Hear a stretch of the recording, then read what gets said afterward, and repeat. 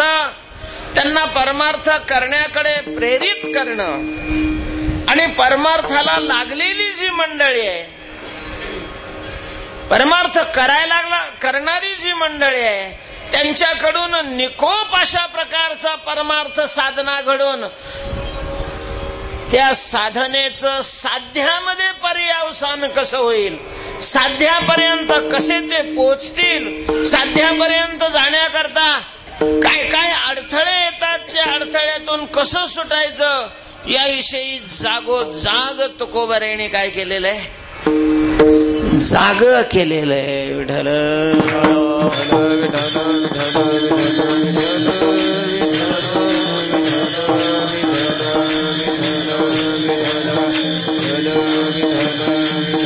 जाग जाग बोलती, जाग जाग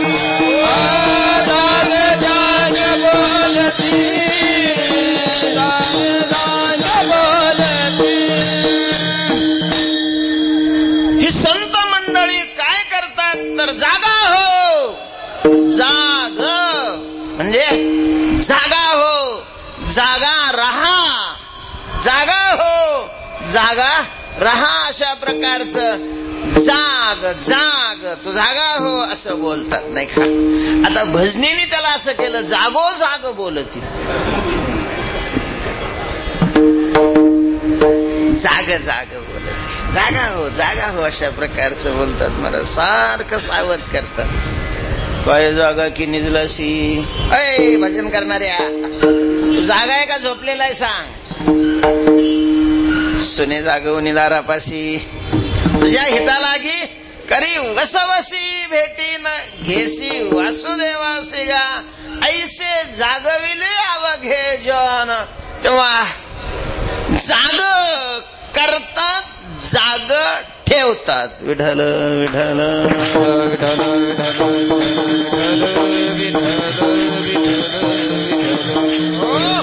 म्हणून तर तुकोबारायांनी म्हटलेलं आहे, माझा निरंतर जागविते, निरंतर जागविते, माझा निरंतर जागविते. काय सांगू आता संतांचे उपकार, सांगू आता संतांचे उपकार, काय सांगू आता संतांचे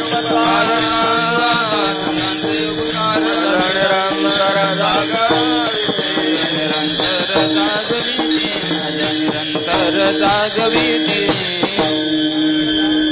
एकदा जागविती नाही, निरंतर जागविती.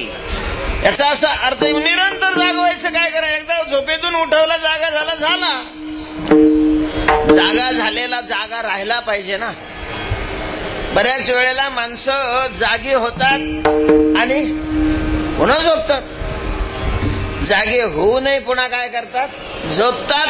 तर पुन्हा झोपू नये त्यांनी, म्हणून निरंतर पुन्हा पुन्हा पुन्हा पुन्हा पुन्हा पुन्हा अशा प्रकारचं त्याला जागवतात, साधना करायला लावतात. आणि साधना करायला लागल्यानंतर त्या साधनेमध्ये प्रतिबंध कोणकोणते आहेत त्याचं ज्ञान करून देतात.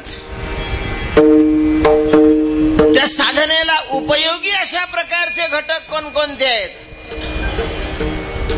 तेही सांगतात आणि पुन्हा पुन्हा सावध करतात. आजच्या अभंगातही तुकोबाराय परमार्थ करणाराला सावध करतात, जागा करतात. सदृष्टांत अशा प्रकारचं तुकोबारायांनी जागा केलेलं आहे.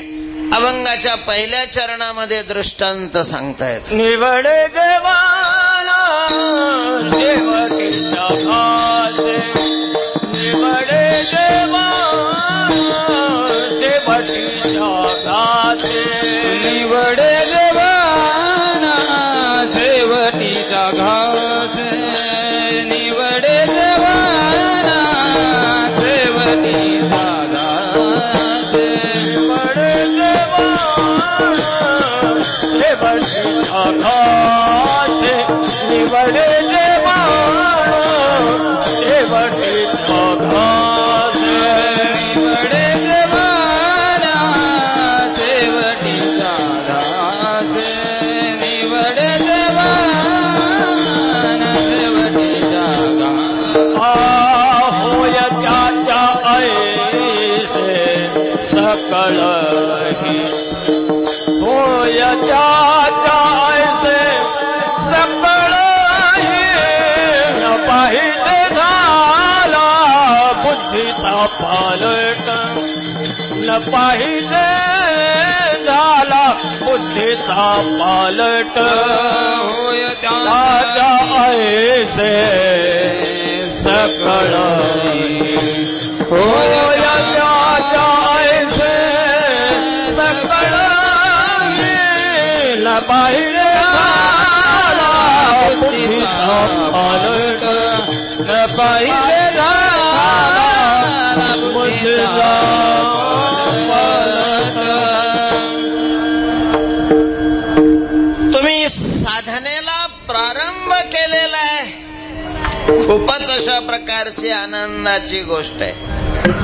भाग्यवान आहात तुम्ही की मानव देह मिळाल्यानंतर या देहामध्ये भगवंताची आपण भक्ती करावी अशा प्रकारची बुद्धी तुम्हाला काय झाली, सुचली. महाराज कितीतरी माणसं आहेत, कितीतरी माणसं आहेत. प्रत्येक देशाच्या शासनाला चिंता पडली आहे लोकसंख्येची, एवढी माणसं आहेत.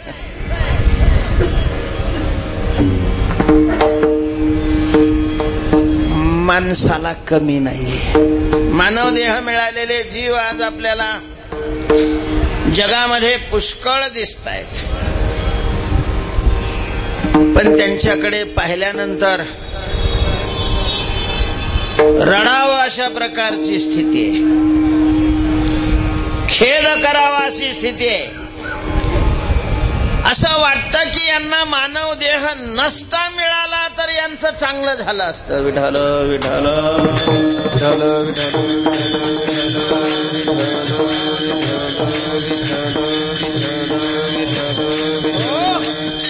समाजामध्ये असा एक वर्ग आहे, त्यांच्याकडे पाहिल्यानंतर कुठल्याही विचारी पुरुषाच्या मनामध्ये हा विचार आल्याशिवाय राहत नाही की ही जन्मालाच आली नसती तर बरं झालं असतं, किंवा जन्माला येऊन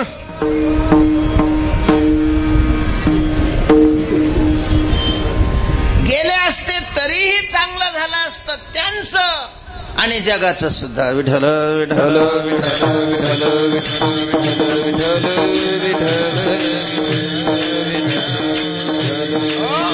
संत का होऊन पडला नाही, संत का होऊन पडला नाही, संत का होऊन पडला नाही, लगावून पडला नाही. कासया जन्मा आला तो पाषाण, कासया जन्मा आला तो पाषाण, कासया जन्मा आला तो पाषाण, कासया जन्मा आला तो पाषाण. संत का होऊन पडला नाही, संत का होऊन पडला नाही, संत का होऊन पडला नाही, संत का होऊन पडला नाही. कसा जन्माला तो पाषाण, कशाला जन्माला आला तो दगड. मानव देह मिळाल्यापेक्षा जंत होऊन एखादा पडला असता तर ते परवडलं असतं. अशा प्रकारचं खेदानी त्यांच्याविषयी बोलावं लागतं. का? महाराज मानव देह दुर्लभ आहे, दुर्लभ देह त्याला प्राप्त झालेला आहे आणि त्याच्याविषयी अशा प्रकारचा विचार काय येतो शहाण्या माणसाच्या मनामध्ये? त्याचं कारण आहे. काय कारण आहे? मानव देह हा दुःखाचा नाश करण्याकरता मिळालेला आहे. त्याचा विशेष तो आहे. आणि मानव देह मिळून दुःखाचा नाश करण्याच्या ऐवजी दुःखाची सामुग्री जर एखादा मानव देहामध्ये वाढवत असेल तर मग त्याच्यापेक्षा त्याला मानव देह मिळाला नसता तर त्याचं काय झालं असतं? चांगलं झालं असतं असं खेदाने म्हणावं लागतं. विठ्ठल विठ्ठल विठ्ठल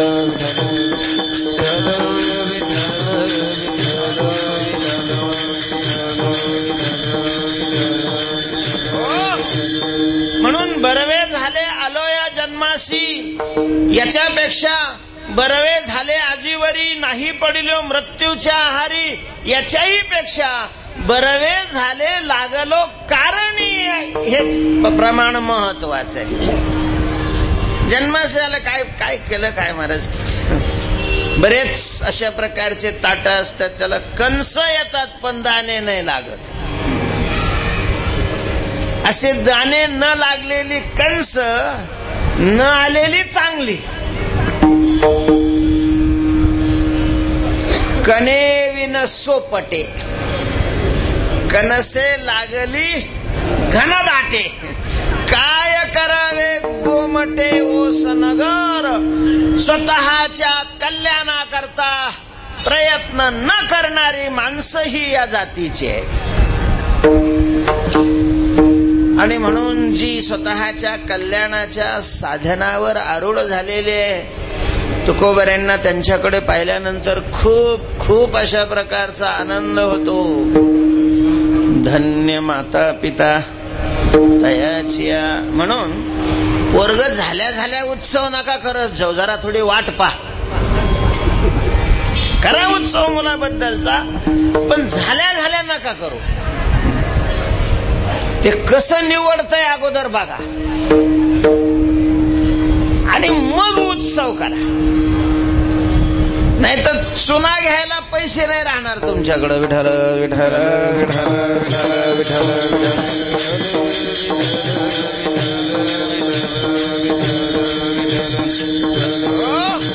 अजून म्हणाल चुना कशा करता? हाताला लावायला.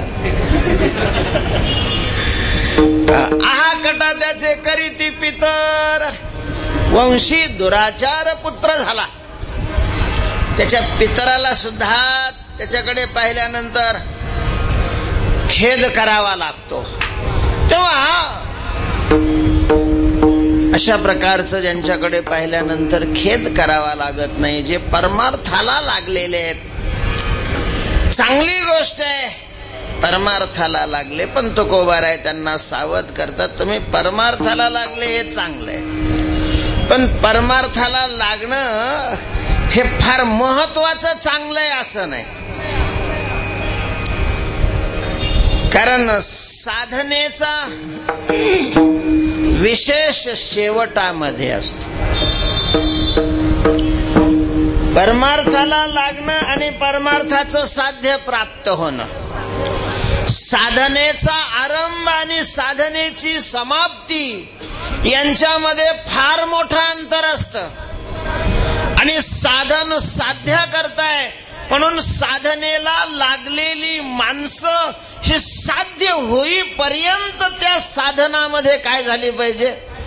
टिकली पाहिजे. हा भाग महत्वाचा. नाही टिकली का हुकली, टिकली नाही का मग हुकली. त्याच्यामुळं परमार्थावर आरूढ होणारी माणसं परमार्थामध्ये टिकणं गरजेचं आहे. टिकणं त्याच्याकरता दृष्टांत देत आहेत तुकोबाराय की निवडे जेवण शेवटीच्या घासे. पहिला घास घेतल्यानंतर जेवण निवडत नाही, शेवटचा घास महत्वाचा असतो. शेवट महत्वाचा असतो. शेवटचे गोड तेची खरे गा,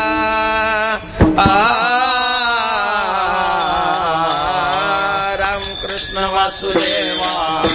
जानवे जनासे वाजवित पुरेया टाळ घागऱ्या घोषिका रामकृष्ण वासुदेवा शेवटाचे गोड त्याची खरे गा रामकृष्ण वासुदेवा जानवे जनासेवा पुरेया टाळ घागऱ्या घोषिका कृष्ण वासुदेवा दोन्ही अक्षरे आणि सोपारे पहारे शेवटचे गोड त्याची खरे गा कृष्ण वासुदेवा जानवी जनासेवा जगती पुया टाळ घागऱ्या घोषगा रामकृष्ण वासुदेवा खरे गा रामकृष्ण वासुदेवा जगती पुया टाळ घागऱ्या घोषगा रामकृष्ण वासुदेवा शेवटचे गोड त्याची खरे गा आवश्यक तो शेवट आवश्यक तो शेवट ये रवाऊ गे खटपट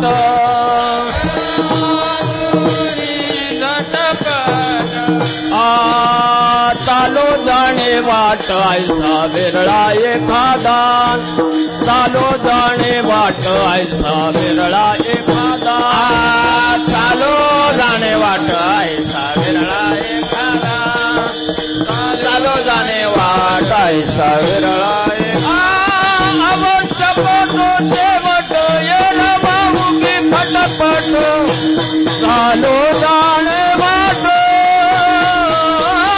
ऐसा विरळा एखादा समर्पतो शेवट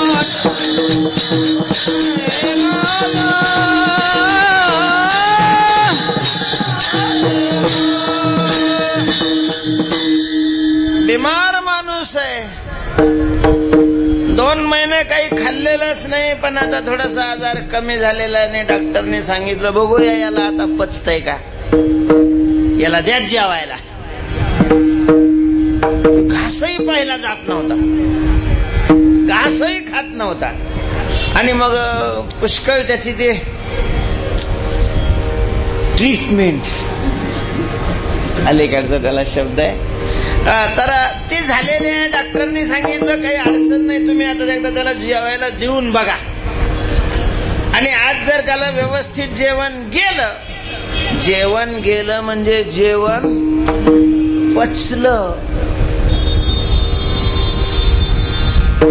कि मग काळजी मिटली समजा मग एवढा तरी खर्च केलेला डॉक्टरने आश्वासन दिलेलं आहे घरच्याला कितीतरी चांगलं वाटलं व्यवस्थित अशा प्रकारचं जेवण बनवलेलं आहे त्याच्याबरोबर बाकीच्याला सगळ्यांना बोलवलेलं आहे देवाला तो बसलेला आहे बसायला पाठ दिलेला आहे ताटाला चौरंग टाकलेला आहे त्याच्यावर चांदीचं ताट ठेवलेलं आहे वाट्या सुद्धा चांदीच्याच होत्या प्यायला ग्लास ते सगळं काय आहे व्यवस्थित असं सगळ्याला आनंद आहे किंवा आज जेवणार आहे तो म्हणे मला पण आता काय लागलेली आहे भूक लागलेली आहे आवडीनं अगदी त्यांनी पहिला घास मोडलेला आहे भाजीला लावलेला आहे आणि तो तोंडात टाकला चावला गिळला सगळ्यांनी अशा मोठ्याने टाळ्या वाजवल्या तुकाराम महाराज म्हणतात थांबा टाळ्या वाजवा पण आताच नका वाजवा शेवटचा घास अशा प्रकारचा त्यांनी खाल्ला आणि काही झालं नाही तर मग टाळ्या वाजवा पहिला घास आहे हा नाही का पहिला घास आहे एकाच गावाच्या मतदानावरून लगेच गुलाल नका उधळू विठ्ठल विठ्ठल विठ्ठल विठ्ठल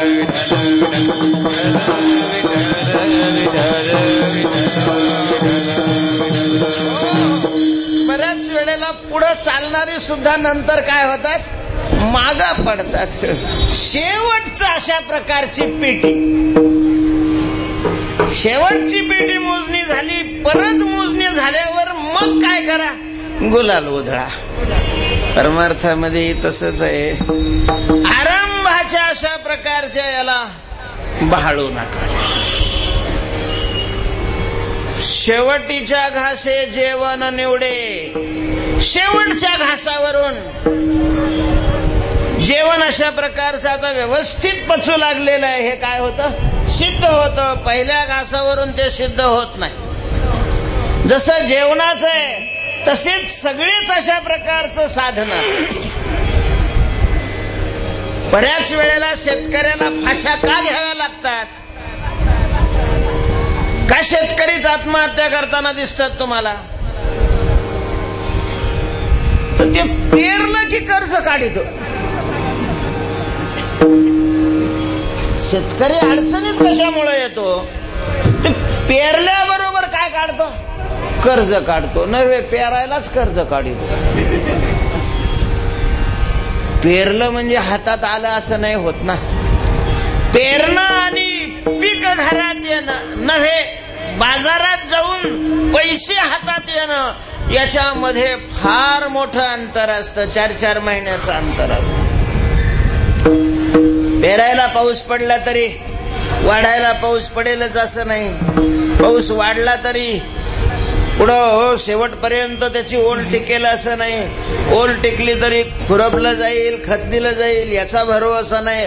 आणि सगळं झाल्यावर भाव राहील याचा बी भरोसा नाही. विठ्ठल विठ्ठल विठ्ठल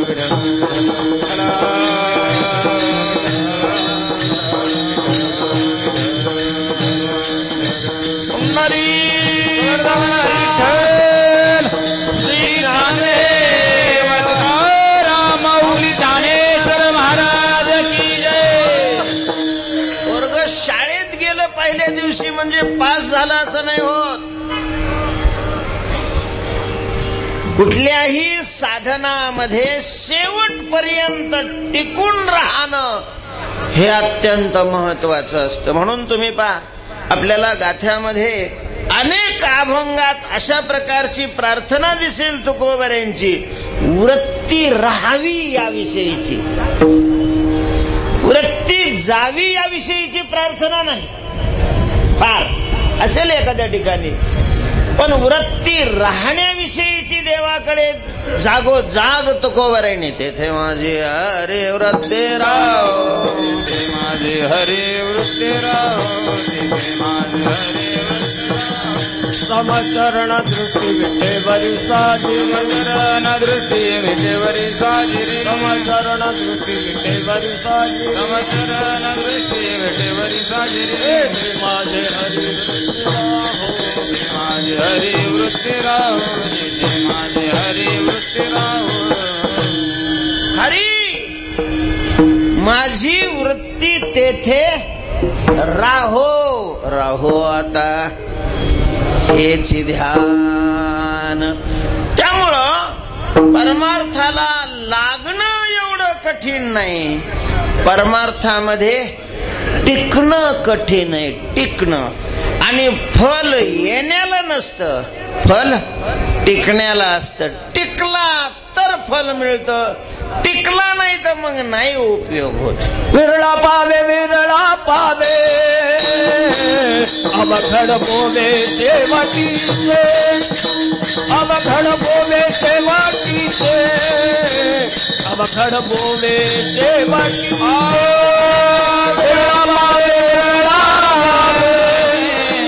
अवघड बोले सेवकी, अवघड बोले सेवकीचे, अवघड बोले सेवा. विरळा पावे, विरळा पावे. एखादा अशा प्रकारचा परब्रह्म स्वरूपाला प्राप्त होतो का? तर शेवटीचे गोवे अवघड. शेवटापर्यंत जाण्याकरता अनेक मध्यंतरी गोवे, त्याला गोवणारे, घोटाळ्यात पाडणारे, पदच्युत अशा प्रकारचे करणारे अनेक प्रतिबंध आहेत. आणि त्या सगळ्या प्रतिबंधावर मात करून तो शेवटपर्यंत जाणं गरजेचं असतं. शेवटाला महत्व आहे, शेवटाला, आरंभाला. तेव्हा निवडे जेवण शेवटीच्या घासे.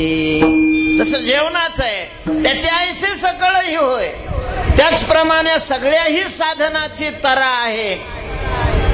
व्यावहारिक साधन असो किंवा पारमार्थिक अशा प्रकारचं साधन असो, किंवा परमार्थामध्ये परमार्थ करणारे मंडळी हो, संत मायबाप, हात जोडून तुम्हाला विनंती आहे, या बाबतीत तुम्ही सावध व्हा, दक्ष व्हा, जाग व्हा.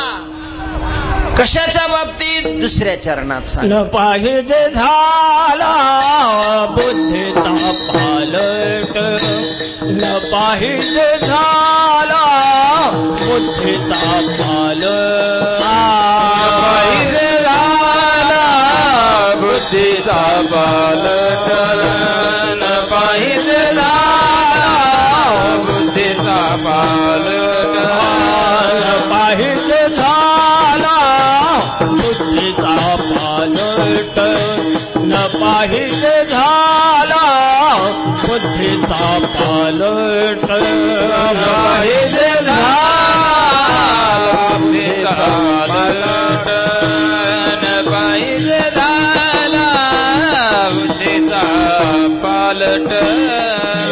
खटपट जाय वाया, जाय वाया, जाय वाया, न पाहिजे झाला बुद्धीचा पालट, न पाहिजे झाला बुद्धीचा पालट.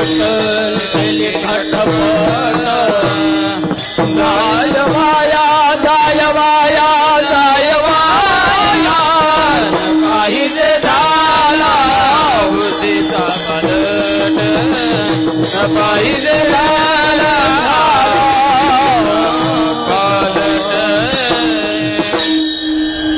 न पाहिजे झाला बुद्धीचा पालट. बुद्धीचा पालट झाला न पाहिजे, बुद्धीचा पालट झाला न पाहिजे. बुद्धी अशा प्रकारची पलटता कामा नये. प्रपंचाकडे असलेल्या बुद्धीचा पालट व्हावा अशी अपेक्षा करतात तुकोबाराय, नाही का?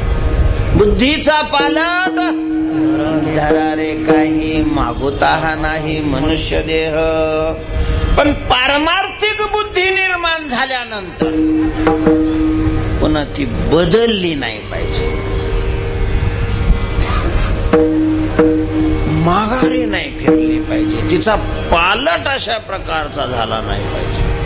या बाबतीत परमार्थ करणाऱ्यांनी सगळ्यांनी सावध राहण्याची गरज आहे. विठ्ठल विठ्ठल विठ्ठल विठ्ठल विठ्ठल विठ्ठल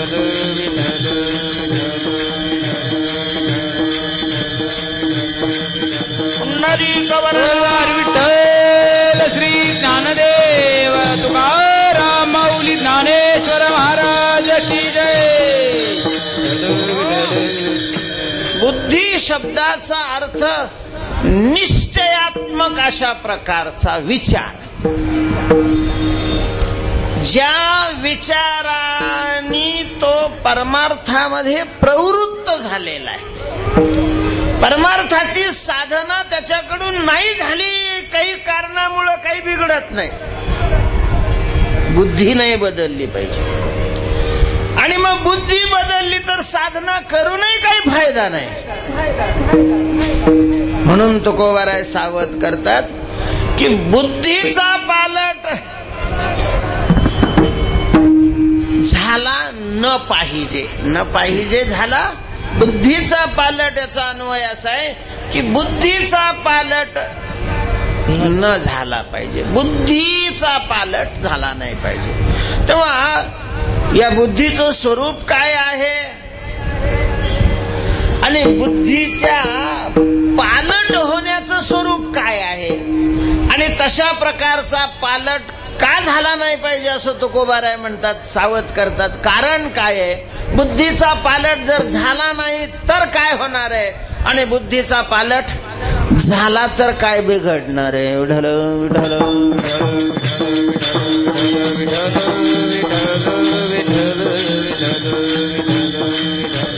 नरी गवरला विठ्ठल श्री माऊली ज्ञानेश्वर महाराज की जय. आपल्या बुद्धीमध्ये आपल्या विचारामध्ये बदल होऊ नये. साधक अवस्थेमध्ये अशी भगवंताकडे तुकोबरायांनी अनेक अभंगातून प्रार्थना केलेली आहे. अनेक अभंगातून. आता माझ्या भावा, आता माझ्या भावा, आता माझ्या भावा, आता माझ्या अंतराय नको देवा, अंतराय नको देवा, अंतराय नको देवा, अंतराय नको देवा, अंतराय नको देवा, अंतराय नको देवा. आता माझ्या भावा,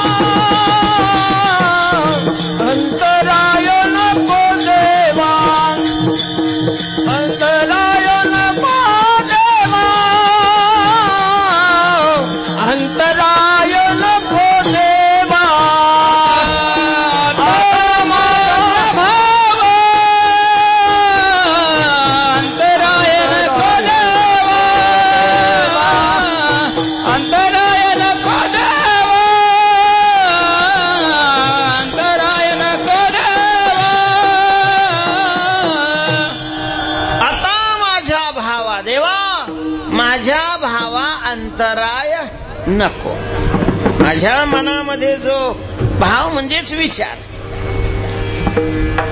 निर्माण झालेला आहे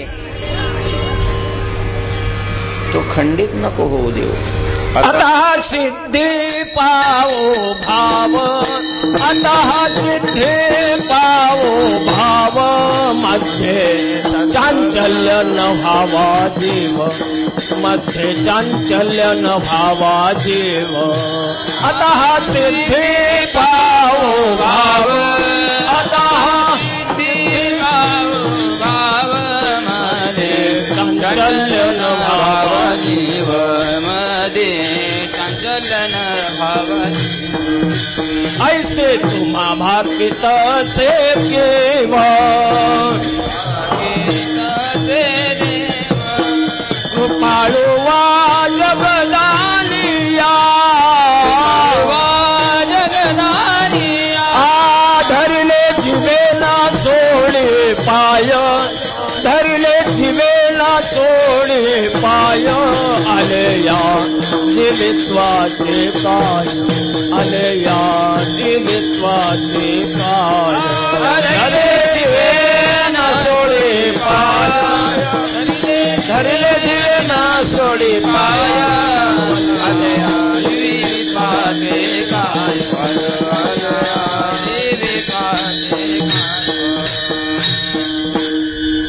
आता माझा सिद्धी पावो भाव, मध्ये चांचल्यानं व्हावा जीव, ऐशी तुम्हा भाकीत असे. आता माझा नेनो परता भाव, विसावोनी पायी ठेविला जीव, ऐशी तुम्हा भाकीत असे किव कृपा. अनेक अभंगामध्ये आपल्या बुद्धीचा पालट होऊ नये त्याकरता भगवंतांनी आपल्याला काय करावी?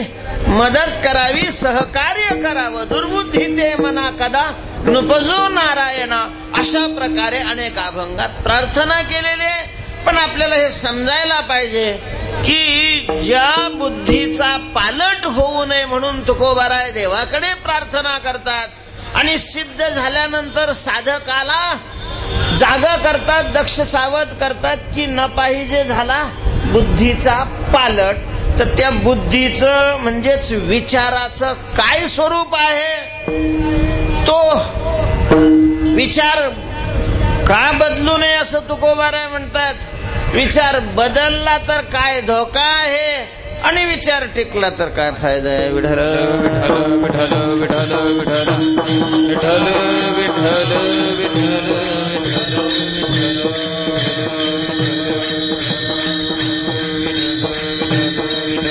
नरी गोवर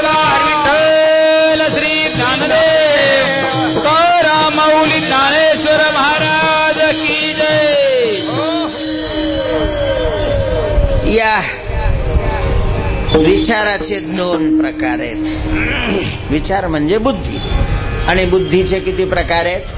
दोन प्रकार आहेत. गीतेच्या दृष्टीनं या विचाराकडे, बुद्धीकडे पाहिलं तर त्याचे दोन प्रकार आहेत. एक आहे सद्बुद्धी आणि दुसरी आहे दुर्बुद्धी, दुर्मती. एरते दुर्मती, जे बहुधा असे विकरती, जेत निरंतर अविवेकी रमती. अविवेकी ज्या विचारामध्ये अखंड काय करतात? रमतात. अशा प्रकारची जी दुर्मती आहे, दुर्बुद्धी आहे, तिच्या अनेक शाखा आहेत, अनेक अशा प्रकारचे पोटभेद आहेत. मग व्यापाराची बुद्धी असेल, मग राजकारणाची बुद्धी असेल, शेतीची विषयक बुद्धी असेल. ह्या सगळ्या बुद्ध्या म्हणजे हे सगळे विचार कशामध्ये येतात? दुर्बुद्धीमध्येच अशा प्रकारचे.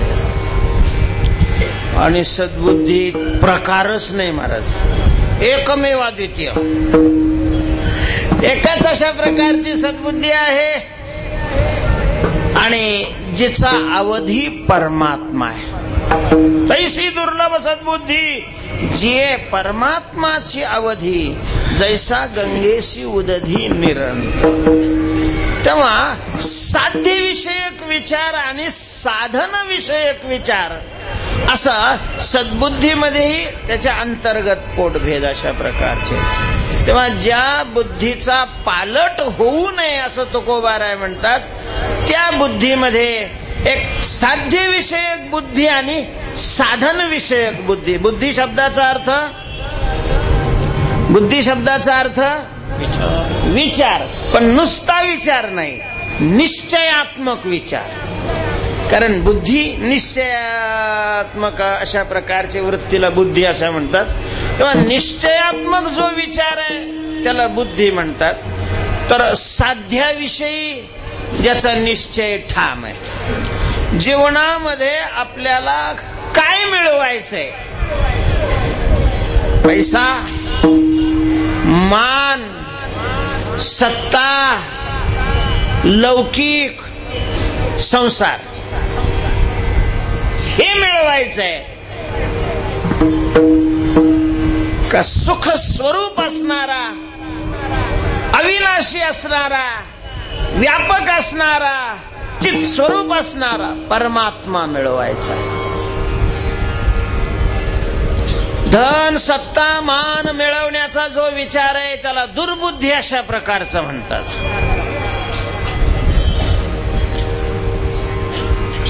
आणि भगवत प्राप्तीचा जो विचार आहे त्याचं नाव काय आहे? सद्बुद्धी आहे. सद्बुद्धी.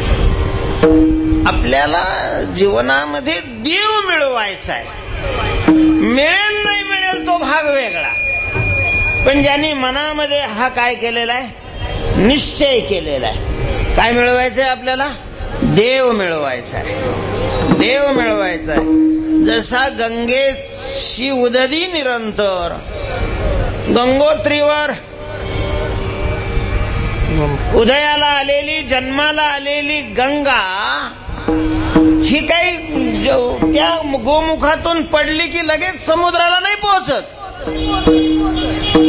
तिथं पडलेल्या पाण्याला समुद्राला येऊन मिळायला काही महिने लागत असतील.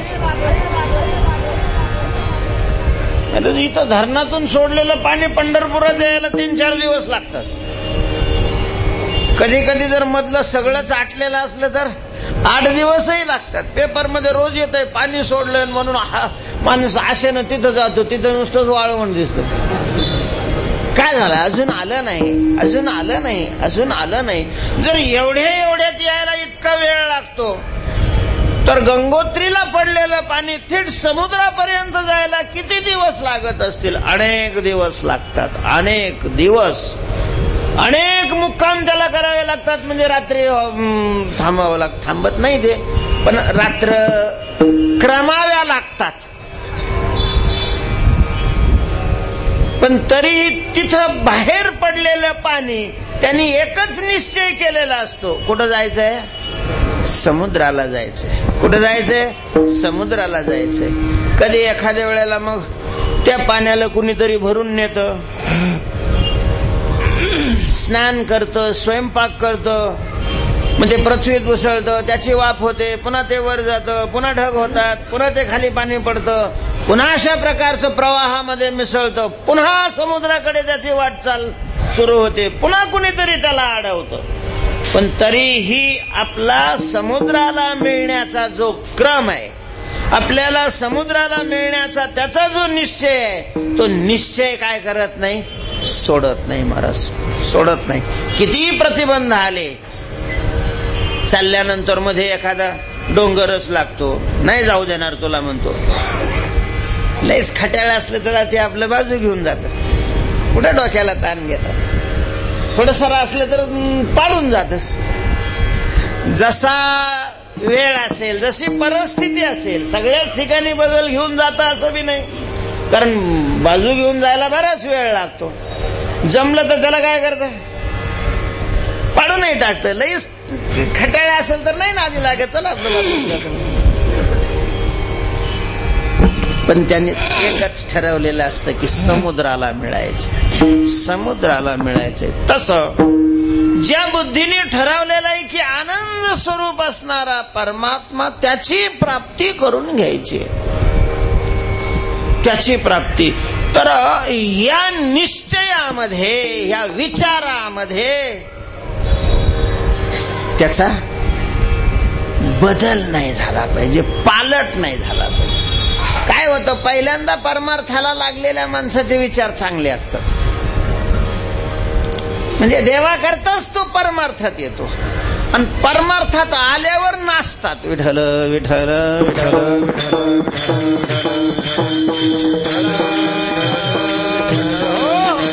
मग ते भजनही करत असेल, पारायणही करत असेल, सत्य करत असेल, कीर्तन करत असेल, तोंडाला फेस येऊस तोर, पण तरीही त्याचा आणि देवाच्या प्राप्तीचा, म्हणजे हे धंदे करण्याचा आणि देवाच्या प्राप्तीचा संबंधच नाही राहत महाराज काही.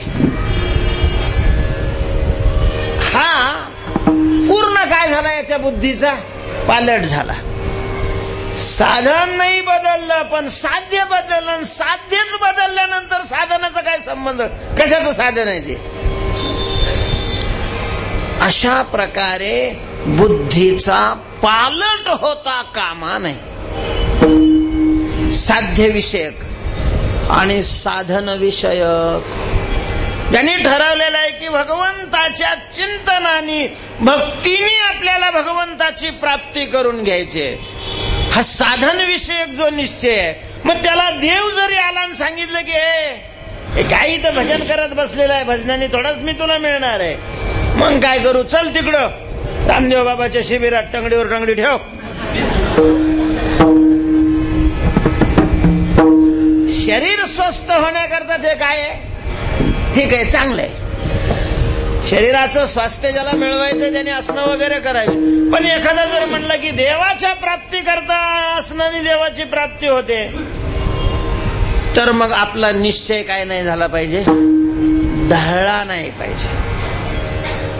निश्चय ढळला नाही पाहिजे. याला एकविधता म्हणतात. एकविधता. एकविधामी न धरू पालट, संडू हे वाट सापडले, हे वाट सापडली, हे वाट सापडली, एकविध आणि एकविध आणि एकविध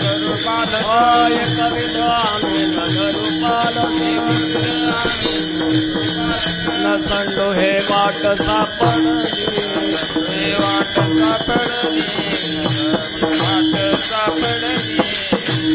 तुकोबारे म्हणतात आम्ही एकविध आहोत, पांडुरंगाशिवाय दुसऱ्याला देव नाही मानणार आणि भक्तीशिवाय दुसरं साधन करणार नाही. हे वाट सापडली न संडू, याला म्हणतात बुद्धी. हे आहे निश्चयात्मक बुद्धीचं स्वरूप की देवाची प्राप्ती हे साध्य आहे आणि भगवंताची, पांडुरंगाची भक्ती हे काय आहे, साधन आहे. या साधनाने देवाची प्राप्ती करून घ्यायची. अशा प्रकारचा निश्चित मनामध्ये असणारा जो विचार, त्या विचाराला तुकोबारायांनी या अभंगामध्ये बुद्धी म्हटलेला आहे. बुद्धी.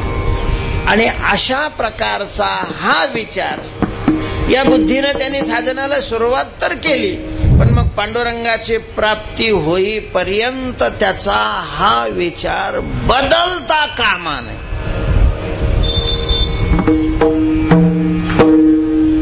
बदलता कामा नये. कारण या विचाराला स्थिर न राहू देण्याकरता संसार अनेक अडथळे अशा प्रकारचे त्याच्या समोर आणून उभे करतो.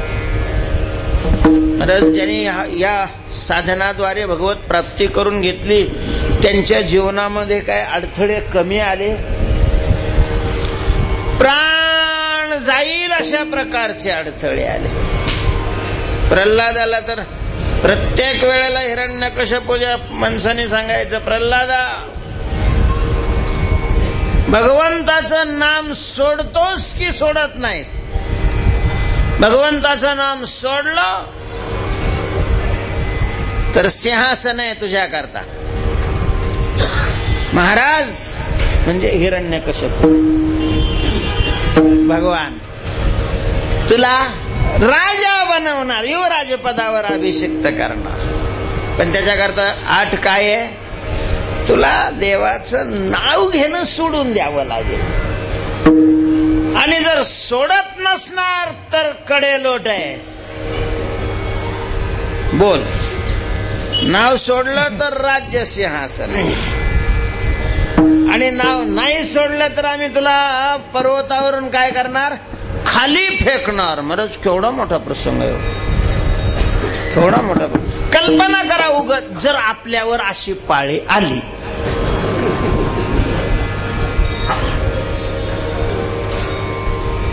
तर काय व्हायचं?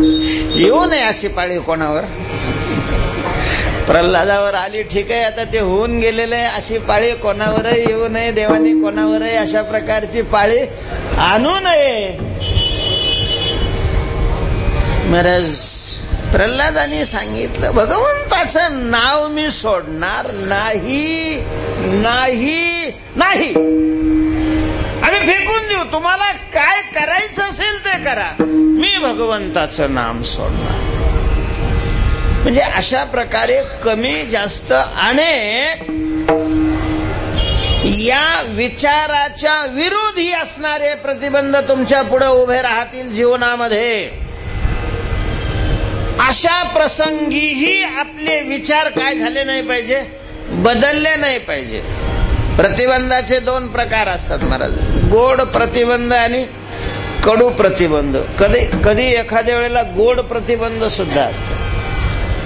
भगवत प्राप्ती करता साधना करणाऱ्याच्या जीवनामध्ये गोड प्रतिबंध येतात, आणि कडू प्रतिबंधापेक्षा वाईट आहेत गोड प्रतिबंध. विठ्ठल विठ्ठल विठ्ठल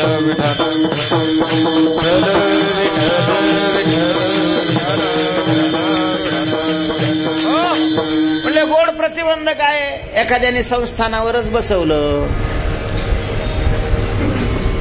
आणि मग संस्थानावर बसवलं नव्हतं त्यावेळेला वेळ भरपूर होता, दररोज 2-2 लाख चिंतन करायचं.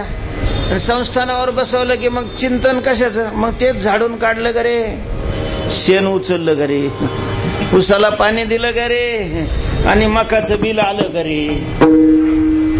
याच्यातच जर सगळा वेळ जात असेल त्याचा, तर हा सुद्धा काय आहे? मग चिंतनाला प्रतिबंध आहे, हा गोड प्रतिबंध आहे.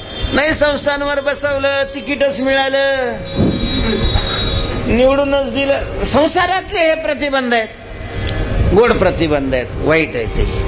कसलाही प्रतिबंध येऊ, गोड असो कडू असो, छोटा असो वा मोठा असो, कसाही प्रतिबंध आला तरीही आपल्या विचारामध्ये बदल होता कामा न पाहिजे. झाला बुद्धीचा पालन. का? विचारातच बदल झाला की संपला. मग तो साधनेविषयक विचार जरी बदलला तरी तो साधनाच करणार नाही. साधनविषयक विचार जरी बदलला, एक लक्षात घ्या, जर बदलायची सवय लागली ना वृत्तीला, तर मग ती कुठं स्थिर राहत नाही.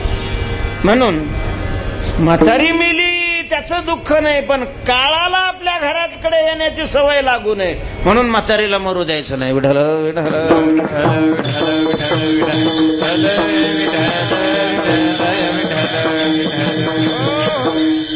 न पाहिजे झाला. बुद्धीचा फार गोड प्रसंग येतात, फार गोड प्रसंग येतात आणि माणसाचा विचार कधी बदलून गेला ढळला हे त्याच्या लक्षातही येत नाही. न पाहिजे झाला म्हणून या विचाराच्या खुंटाला पुन्हा पुन्हा ठोकून तो चांगला घट्ट आहे की नाही हे परमार्थ करणार आणि पाहणं गरजेचं आहे. दररोज सकाळी एकदा तरी त्याच्यावरून असा झाडू मारीत जावा महाराज. नक्की आपल्याला काय करायचंय? देवच मिळवायचंय ना. आपल्याला काय मिळवायचंय? देव मिळवायचंय. देव मिळवायचं, दुसरं नाही काही मिळवायचं. देव मिळवायचं एक लक्षात घ्या. दुसरं मिळवायचं ठरलं की देव नाही मिळत. देवही मिळवायचंय मग नाही. देवही मिळवायचंय आणि हेही मिळवायचंय असं ज्याला वाटतं त्याला हेही मिळत नाही, देव मिळत नाही.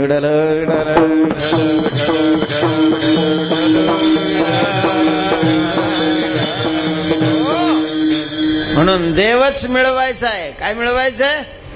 देव नाही, देवच अशा प्रकारनं पाहिजे झाला. बुद्धीचा पालट. आणि जर बुद्धीचा पालट झाला तर हानी काय आहे? केली खटपट जाय वाया, केली खटपट जाय वाया, केली खटपट पाहिजे झाला बुद्धीचा पालट, पाहिजे झाला बुद्धीचा पालट, पाहिजे झाला बुद्धीचा पालट, पाहिजे झाला बुद्धीचा पालट, केली खटपट जाय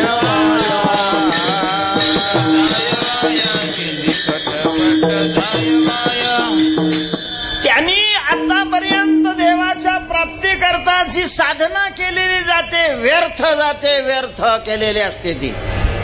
मेला तर साधन व्यर्थ नाही जात.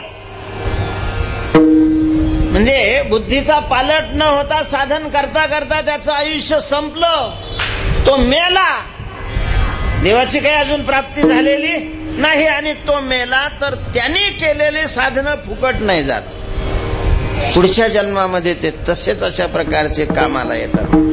तत्र तम बुद्धी संयोगम लभते पौर्वदेहिकम, पौर्वदेहिकम तम बुद्धी तत्र लभते, त्याला प्राप्त होते. पण जर बुद्धी बदलली, बुद्धीचा पालट झाला की मग मात्र ती सगळीच खटपट काय होऊन जाते? निरर्थक, व्यर्थ अशा प्रकारचे होते. कारण जर साध्यच बदललं, आता ते साध्याला लागतच नाही तर त्याच्याकरता केलेला प्रयत्न सगळाच काय होऊन जातो? फुकट, व्यर्थ अशा प्रकारचा होतो. केली खटपट.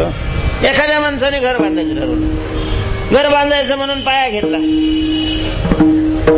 बेसमेंट केलं, चौकटी खिडक्या तयार करून घेतल्या,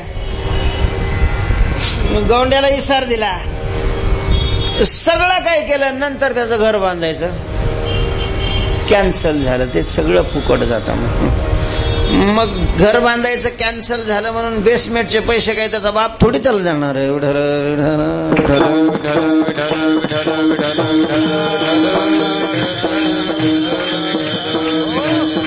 म्हणून तुकोबाराय सावध करतात की तुमच्याकडून साधना क्षणभर नाही झाली तरी चालेल, पण बुद्धीचा पालट नाही झाला पाहिजे. न पाहिजे झाला बुद्धीचा पालट, कारण केली खटपट जाय वाया. दुसरा दृष्टांत देतात तिसऱ्या चरणामध्ये. संपादिले व्हावे धरिले ते सोंग. विटंबना व्यंग पडली. एखाद्या माणसाने सोंग घेतलं. काय घेतलं? सोंग घेतलं. संसारामध्ये सोंग करावीच लागतात, कारण संसार हेच एक. विठ्ठल विठ्ठल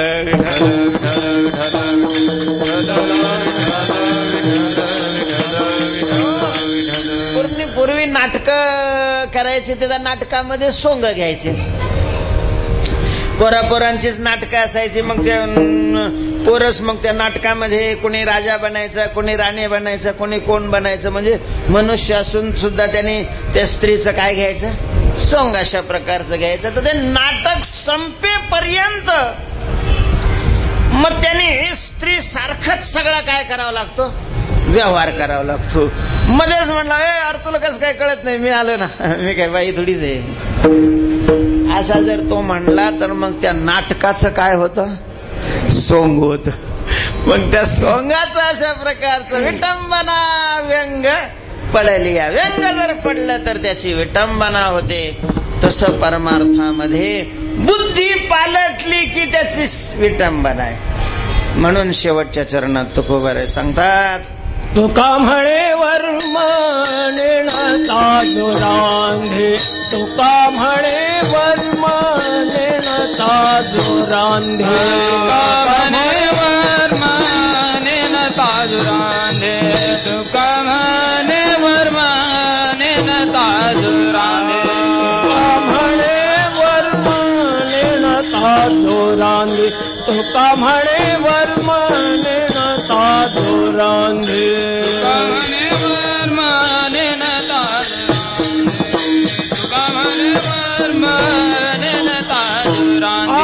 आपाविते बुद्धी अवकळा, अविते बुद्धी अवकळा, आपाविते बुद्धी अवकळा, अविते बुद्धी अवकळा.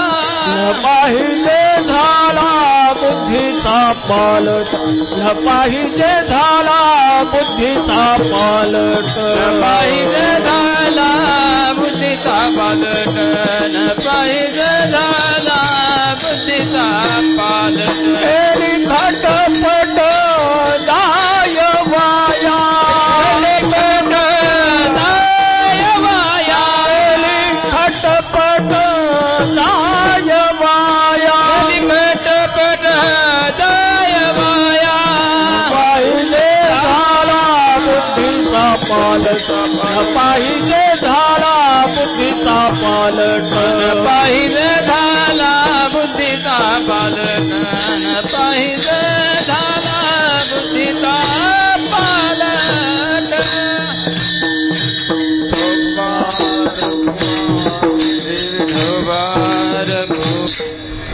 चौथ्या चरणामध्ये तिसरा दृष्टांत दिलेला आहे. स्वयंपाकाचं वर्म न कळता जर एखाद्या बाईनं स्वयंपाक केला तर मग तिची फजिती होते. कशी फजिती होते? फजिती अशी होते की तिनं हिंग खिरीत टाकला आणि गुळ बेसनात. आता असं हिंग खिरीत टाकलं आणि गुळ जर बेसनात टाकलं तर लोक काय तिला सुगरण म्हणतील का? तर अशा प्रकारची बुद्धी जशी फजितीला कारणीभूत होते तसंच बुद्धीचा पालट झाल्यानंतर केलेला परमार्थ हा फजितीला कारण होतो. म्हणून न पाहिजे झाला बुद्धीचा पालट. आपण पांडुरंगाच्या चरणी सेवा समर्पण करून त्याच्याकडे प्रार्थना करू, देवा आमच्या बुद्धीचा तो काय होऊ देऊ नको, पालट नको होऊ देऊ रे बाबा. ज्ञानेश्वर